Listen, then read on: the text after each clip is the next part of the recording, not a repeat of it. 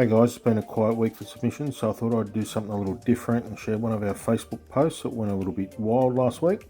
This was sent to us from someone who's had a minor incident at this exact point shown in the photo. Now we put it out there as to who was at fault if there was a collision here.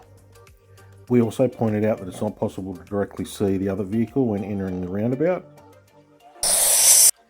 Generally what happens is cars queue to turn right from the left lane and inevitably a collision occurs where the two lines cross as a lot of drivers slow or stop. We've also put the coordinates there as a few of the comments said that we'd Photoshop the arrows in. The comment section's pretty diabolical, as you can imagine, with 2,600 comments and a lot of people stating road rules that have never existed. So drop a comment below as to what you think or who may be in the wrong here.